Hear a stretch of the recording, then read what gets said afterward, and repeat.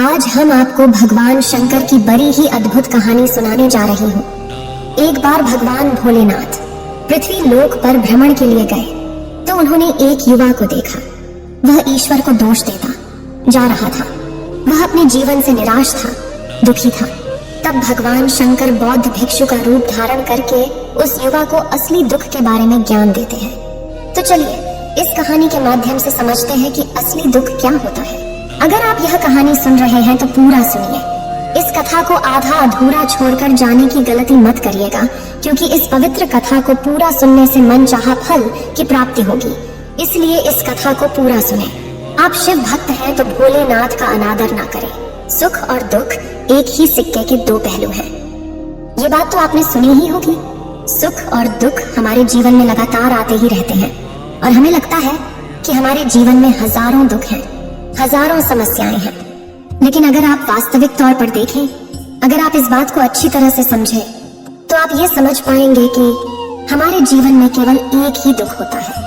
और दुख क्या है वो हम इस कहानी के माध्यम से जानेंगे। और उस दुख का निवारण, उस दुख का समाधान क्या है, वो भी हम इस कहानी में ही जानेंगे। तो इस कहानी के अंत तक जरूर बने रहिए। एक समय की बात है, एक गांव में एक व्यक्ति रहता था। उसका नाम सोनू था। वह बड़ा आलसी था और अपने जीवन से बहुत निराश था। और उसका कारण यह था कि उसने अब तक अपने जीवन में कुछ भी हासिल नहीं किया था। वह कुछ भी नहीं करता था। उसके घर वाले भी इस बात से बहुत परेशान रहते थे। वे चाहते थे कि वे बाहर जाकर कुछ अच्छा काम करें, कोई अच्छी नौकरी कर ले, लेकिन वह उनकी एक नहीं सुनता था। उसके घर वाले दूसरों का उदाहरण देकर उसे ताने मारते थे, उसे तरह तरह की बातें कहते थे, लेकिन उसे कोई फर्क नहीं पड़ता था। जबकि उसके सारे मित्र कामयाब हो चुके थे। कोई अच्छा व्यापार कर रहा था तो कोई अच्छी नौकरी कर रहा था, जिस कारण जब भी वो लोग मिलते तो वे लोग अपनी बढ़ चढ़कर बड़ाई किया करते।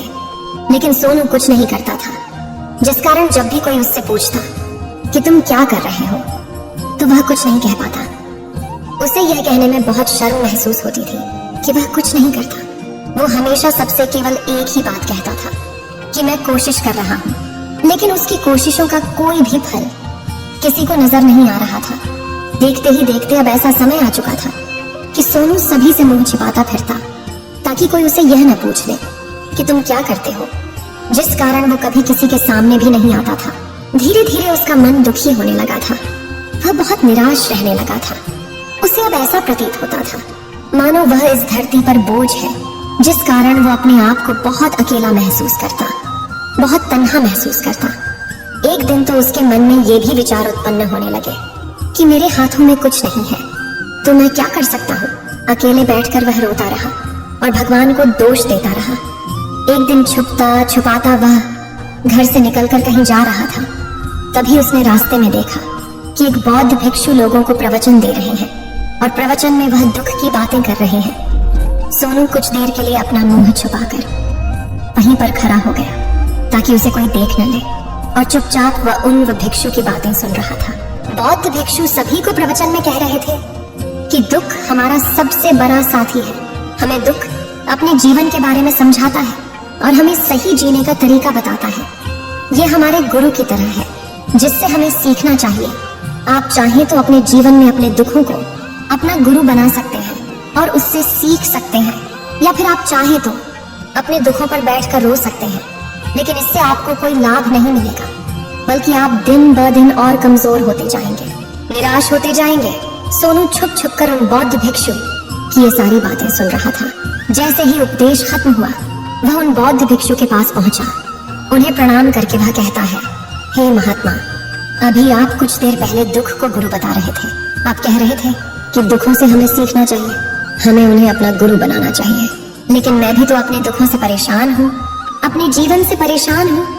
मैंने अब तक जो दुख झेला है, मुझे तो कभी ऐसा प्रतीत नहीं हुआ कि मेरे दुख मुझे कुछ सिखा रहे हैं, बल्कि मुझे तो हमेशा यही लगता है कि वो मुझे पीड़ा दे रहे हैं, तकलीफ दे रहे हैं। पर दुख की पीड़ा बहुत भयंकर होती है। ऐसा लगता है अब इसके बाद हमारा जीवन समाप्त हो जाएगा, इसके बाद हमें कुछ नहीं मिलने वाला, और यहाँ तक कि हमें मृत्यु भी उसके सामने कम लगती है। जब लोग ताने मारते हैं, जब लोग यह कहते हैं कि तुम क्या कर रहे हो, तो मन को बहुत ठेस पहुंचती है।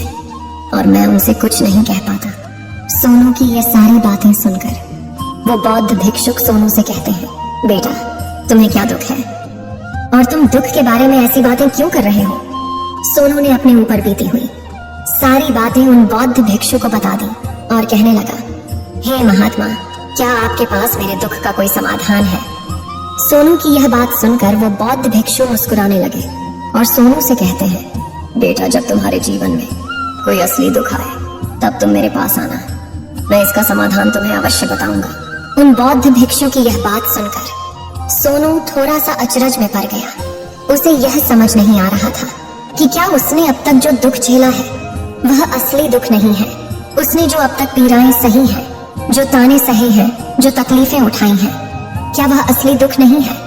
आगे वह मन ही मन अपने आप से कहता है कि जब मुझे मेरे अपने नहीं समझ पाए तो ये बौद्ध भिक्षु मुझे क्या समझेंगे। इतना सोचकर वह वहां से चला गया।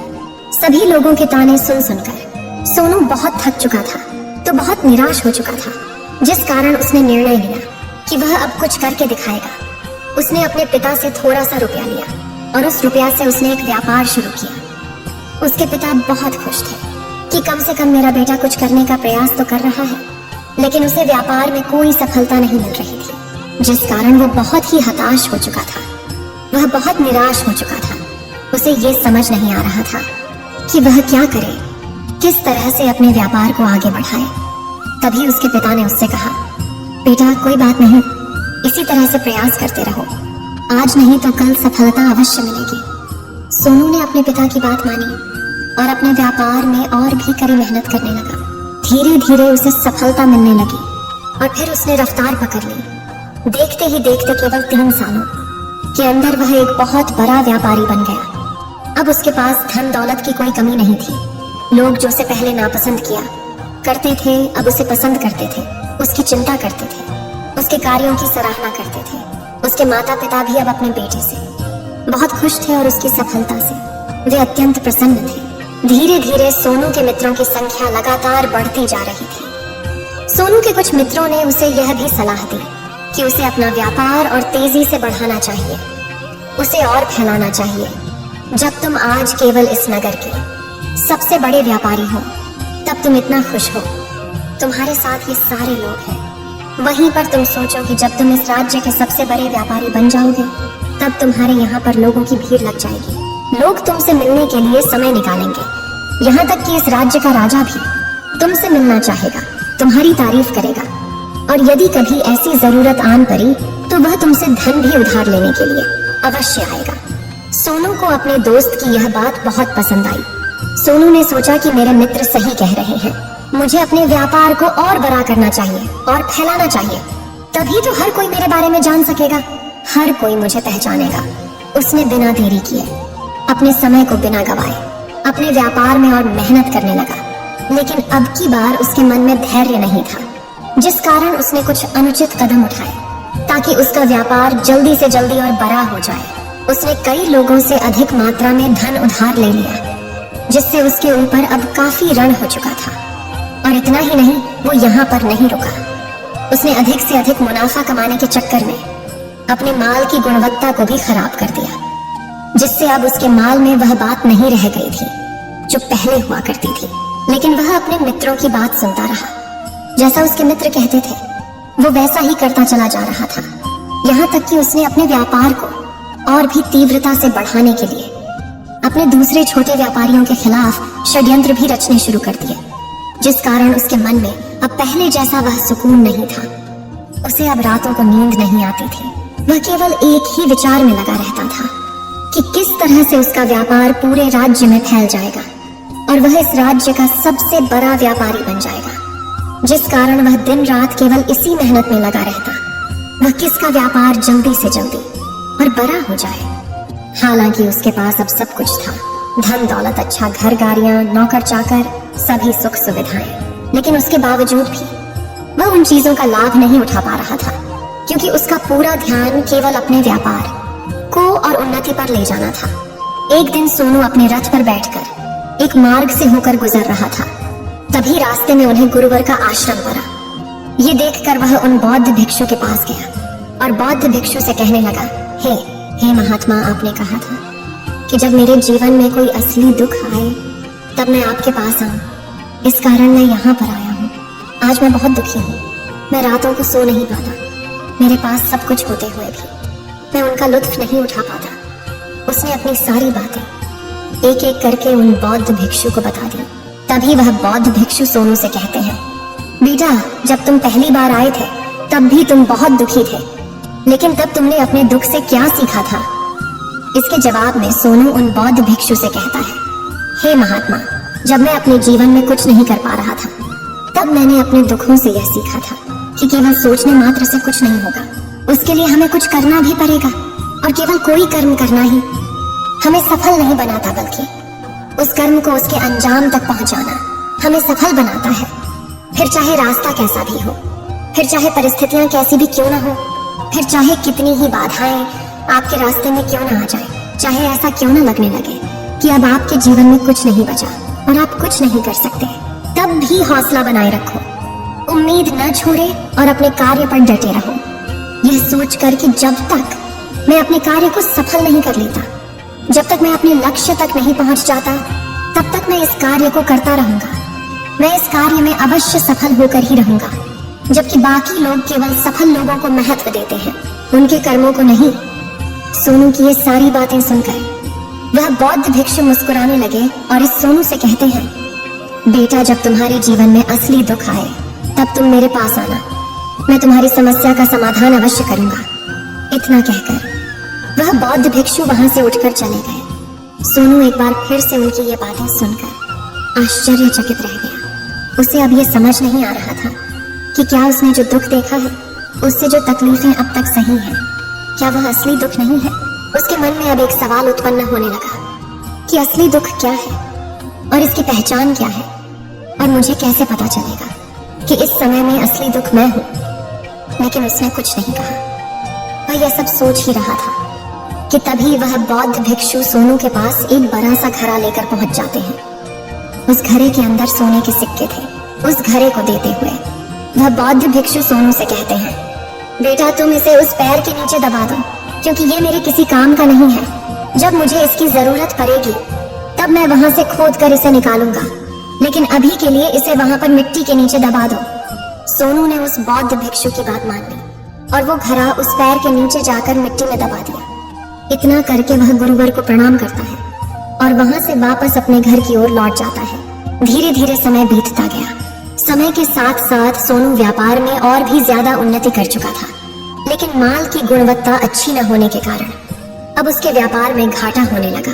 और धीरे धीरे ऐसा समय आया कि उसका व्यापार पूरी तरह से चौपट हो गया। अब उसके पास कुछ नहीं बचा था, बल्कि उसने जो कर्जे लिए थे वो कर्जे भी अब उसे चुकाने थे। लेकिन वह तो यह सोचकर निश्चिंत था कि उसने जो कुछ भी कर्जे लिए हैं वो कर्जे उसने अपने मित्रों से लिए हैं, जिस कारण वह उन्हें लौटाने में थोड़ी देर अवश्य कर सकता है।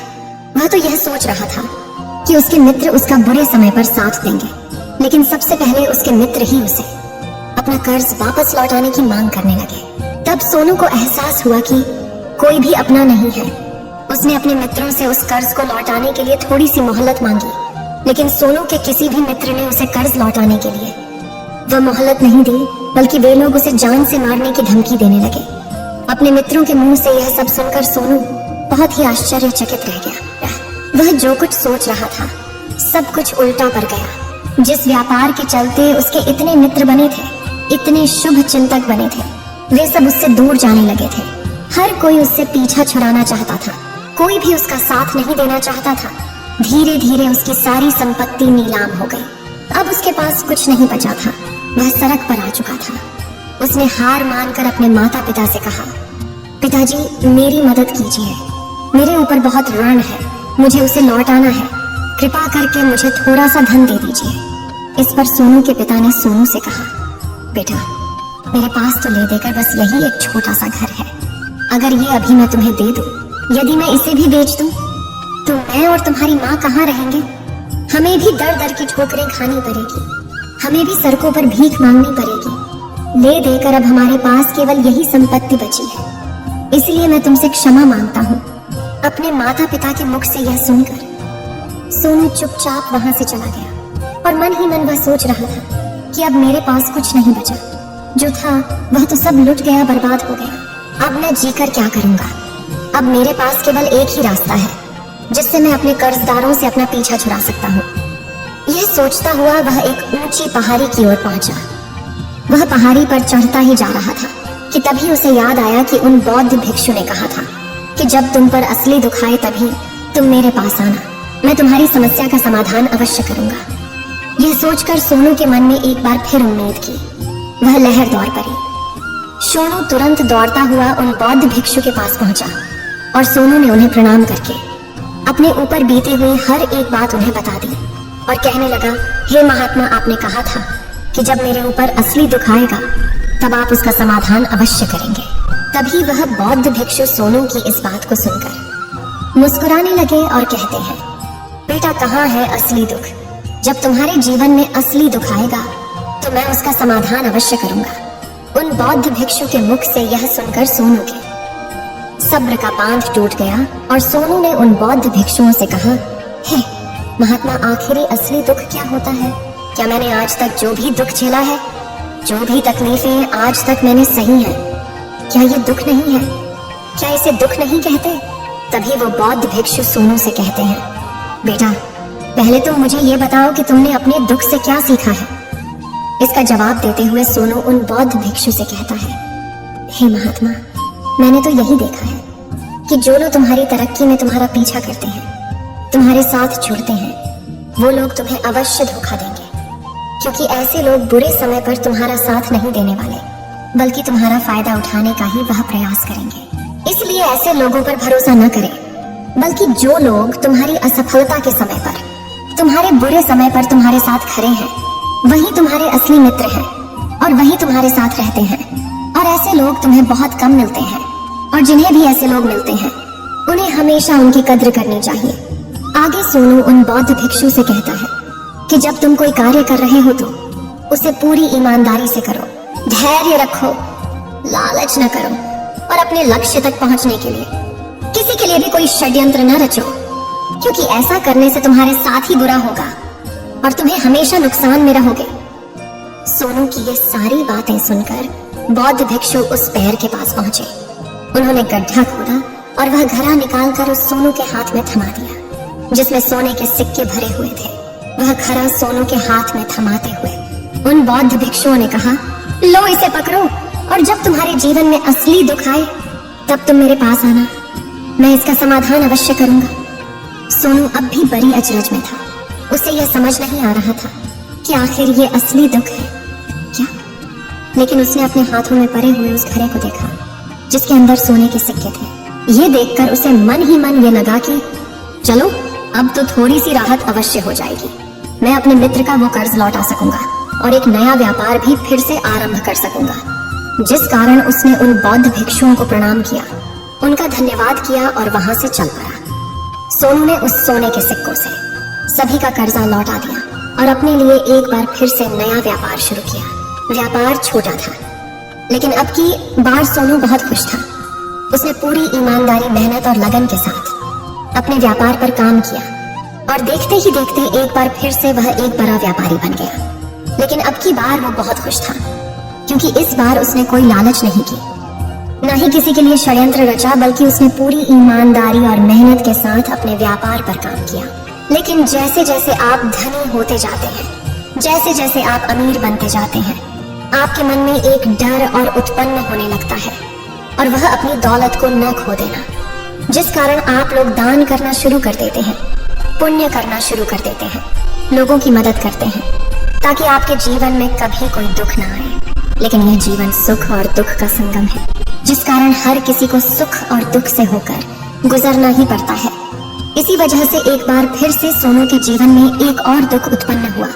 अब की बार उसके माता और पिता दोनों की मृत्यु हो गई। सोनू अपने माता पिता से बहुत प्रेम करता था, जिस कारण उसके मन को बहुत गहरा आघात पहुंचा। जब आखिरी बार वह उन्हें देख रहा था तो उसके मन में हजारों सवाल उत्पन्न होने लगे। वह अपने घर लौटा। घर लौटकर उसने देखा कि जिस संपत्ति के लिए वह हमेशा लड़ते झगड़ते रहते थे, आज उसकी देखभाल के लिए कोई नहीं था। उसके माता पिता ने जो भी मेहनत की, जो भी अपने जीवन में इकट्ठा किया, सब यही रह गया। लेकिन अब सब कुछ खत्म हो चुका था। और सोनू का मन अब बहुत बेचैन हो रहा था। उसके मन में हजारों सवाल उत्पन्न हो रहे थे और वह अपने आप को बहुत अकेला महसूस कर रहा था। उसे बहुत खाली सा महसूस हो रहा था। उसने इधर उधर देखा, लेकिन उसे कुछ समझ नहीं आया। तभी उसे उन बौद्ध भिक्षु की याद आई। वह तुरंत ही भागा भागा उन बौद्ध भिक्षु के पास पहुंचा। उसे देखते ही उन बौद्ध भिक्षु ने सोनू से सवाल किया और कहा, क्या बात है बेटा, क्या कोई फिर से दुख आन पड़ा है? तभी सोनू ने कहा, नहीं गुरुदेव, अब तो सब ठीक है, लेकिन आज मेरे माता पिता की मृत्यु हो गई और मैं बहुत अकेला महसूस कर रहा हूँ। मैं बहुत दुखी महसूस कर रहा हूँ, जैसे कुछ खाली सा है, जैसे कुछ अकेलापन सा। तभी वह बौद्ध भिक्षु सोनू से कहते हैं, बेटा, इसमें दुखी होने वाली बात क्या है? यह तो जीवन है, एक दिन तो सभी को जाना है। यहाँ पर कोई भी रहने नहीं आया और ना ही कोई रहेगा। हम सब एक न एक दिन मृत्यु को प्राप्त हो ही जाएंगे, और मृत्यु कब आएगी ये किसी को नहीं पता। हो सकता है कि तुम्हारी मृत्यु कल ही हो जाएगी, या फिर आज और अभी। यह सुनकर सोनू आश्चर्यचकित रह गया। उसने उन बौद्ध भिक्षु से कहा, हे महाराज, आप ये क्या कह रहे हैं? मैं तो अभी जवान हूँ और मुझे तो अभी अपनी पूरी उम्र जीना है। मैं तो जीना चाहता हूँ, कुछ करना चाहता हूँ, और आप कह रहे हैं कि मैं कभी भी मृत्यु को प्राप्त हो सकता हूँ। इस पर वो बौद्ध भिक्षु सोनू से कहते हैं, बंदे, इस भ्रम में मत रहना कि मृत्यु केवल बूढ़े को आती है। बूढ़ों के सामने तो उनके जवान बच्चे तक मर जाते हैं। मृत्यु कभी किसी की उम्र देखकर नहीं आती और ना ही किसी को बताकर आती है। उन बौद्ध भिक्षु के मुख से ये सारी बातें सुनकर सोनू और भी ज्यादा बेचैन हो गया और वो चुपचाप वहां से चला गया। उसके मन का वो खालीपन अब भी वैसे ही था। वह भी अपने आप को बहुत अकेला महसूस कर रहा था। उसके बाद से उसका मन अपने व्यापार में भी नहीं लगता। जब भी वह कोई कार्य करता तो उसके मन में ढेर सारे प्रश्न उठने लगते हैं। वो क्या कर रहा है, क्यों कर रहा है, और उसने इस कार्य को क्यों किया? उसके मन में अब एक और प्रश्न उत्पन्न होने लगा था, क्या हम यहाँ पर केवल इसीलिए आते हैं कि इस जीवन को भोगे और एक दिन मृत्यु को प्राप्त हो जाए? वह यह समझ नहीं पा रहा था कि जीवन का असली मतलब क्या है। उसने कई विद्वानों से पूछा, अपनी तरफ से जो मुमकिन हो सकता था खोजबीन की, लेकिन उसे कोई भी जवाब नहीं मिल पा रहा था। और जब उसे कोई जवाब नहीं मिला तो उसका दुख और भी बढ़ गया, जिस कारण उसके मन की बेचैनी और भी बढ़ चुकी थी। और उसे यह समझ नहीं आ रहा था कि वह क्या करे, कहाँ जाए, किससे पूछे। तभी उसे फिर से उन बौद्ध भिक्षु की याद आई। वे एक बार फिर से उन बौद्ध भिक्षु के पास पहुंचा और उसने अपने मन की सारी बातें उन गुरुवर को बता दी। तभी वो बौद्ध भिक्षु मुस्कुराने लगे और सोनू से कहते हैं, बेटा, आज पहली बार तुम्हारे जीवन में असली दुख उत्पन्न हुआ है।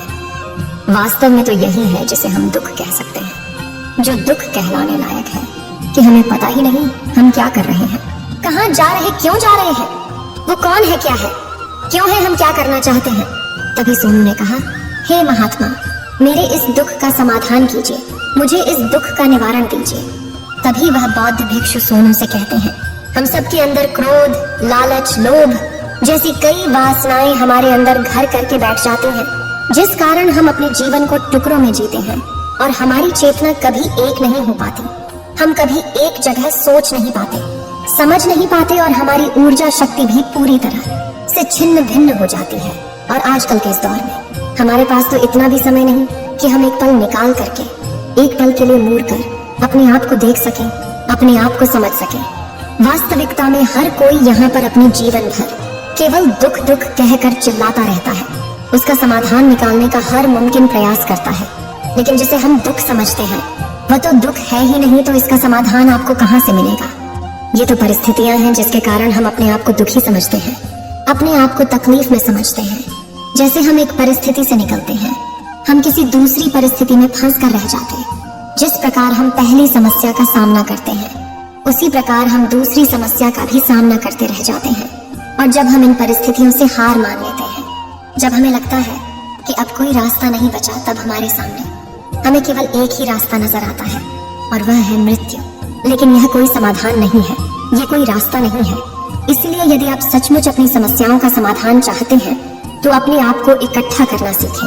अपनी ऊर्जा को इस संसार में वापस कीजिए, उसे एक कर और अपने ऊपर ध्यान लगा। मृत्यु से पहले अपने आप को पहचानो, अपने आप को जानो, अपने आप को बिखरने न दो। तभी सोनू उन बौद्ध भिक्षु से कहता है, हे महाराज, तो क्या हमें इस जीवन को नहीं जीना चाहिए? क्या हमें अपनी इच्छाओं को नहीं पूरा करना चाहिए? तभी वह बौद्ध भिक्षु सोनू के इस सवाल का जवाब देते हुए कहते हैं कि हमें किसी से भी लगाव नहीं रखना चाहिए, हमें अपनी इच्छाओं को मार देना चाहिए, हमें संपत्ति इकट्ठा नहीं करनी चाहिए, क्योंकि हम मनुष्य की इच्छाएं, कामनाएं, वासनाएं ऐसे होती हैं जैसे मानो कि एक पर्वत से गिरता हुआ झरना, जिस पर किसी का नियंत्रण नहीं है सिवाय देखते रहने के और परेशान होने के। लेकिन जब तुम अपने ऊपर ध्यान देने लगते हो तब तुम अपने आप को पहचान जाते हो, समझ जाते हो, तब तुम इस पर नियंत्रण पा सकते हो। तब इच्छाएं भी तुम्हारे वश में होती हैं और फिर तुम चाहो तो उन इच्छाओं पूर्ति भी अवश्य कर सकते हो। गुरुदेव की ये सारी बातें सुनकर सोनू ने गुरुदेव से कहा, हे महाराज, आपका बहुत बहुत धन्यवाद। आपने मेरी सबसे बड़ी समस्या का समाधान आज कर दिया है। मैं आज से अपने आप को एकत्रित करूंगा। गुरुदेव, मानव शरीर में बहुत ऊर्जा है, बहुत शक्ति है, पर वह बेकार के कामों में लग जाती है, जिस कारण हमारा जीवन भी बेकार की चीजों में लगा रहता है। लेकिन हम कभी भी इस पर अपना ध्यान नहीं देते, हम कभी भी अपनी ऊर्जा को केंद्रित नहीं करते, अपने ऊपर कभी ध्यान नहीं देते। हमारा जीवन भी कुछ ऐसा ही है। हम अपने जीवन में हमेशा अपने आप से ऊपर वाले से सवाल करते रहते हैं कि हमारे जीवन में इतना दुख क्यों है। हम सभी के मन यह सवाल तो अवश्य ही उठता है और इसका जवाब है कि वह ईश्वर यह चाहता है कि हम अपने जीवन के अंतिम दुख तक पहुंच सके, उस गहराई तक पहुंच सके जहां पर हमें यह पता चल सके कि हमने अभी तक अपने आप को नहीं जाना, अपने आप को नहीं पहचाना। मानव शरीर के अंदर जो ऊर्जा है, जो शक्ति है, उसके बारे में हम अभी तक नहीं जानते। हम अपने आप को चाहे तो एकत्रित कर सकते हैं, अपने आप पर नियंत्रण पा सकते हैं, लेकिन हम अपनी इस ऊर्जा का बेअर्थ उपयोग करते रहते, व्यर्थ की चीजों में लगा देते, जिस कारण हम अपने आप को कभी नहीं पहचान पाते और ना ही कभी अपने आप पर नियंत्रण पा सकते हैं। लेकिन यदि आप अपने आप को जानना चाहते हैं, अपने आप को पहचानना चाहते हैं, तो पहले आपको खुद को एकत्रित करना होगा, अर्थात ध्यान लगाना होगा। ध्यान से ही आप अपने दुखों की उन समस्याओं का समाधान निकाल सकते हैं और तभी आप अपने आप को पहचान सकते हैं, जान सकते हैं और अपने जीवन के हर दुखों का समाधान भी कर सकते हैं। इस वीडियो को बोलते समय कोई त्रुटि हो तो मैं क्षमा चाहती हूँ। उम्मीद है आप सभी को ये वीडियो अच्छी लगी होगी। अगर आप शिव के सच्चे भक्त हैं तो चैनल को सब्सक्राइब और वीडियो को लाइक करके कमेंट में हर हर महादेव लिख दीजिए।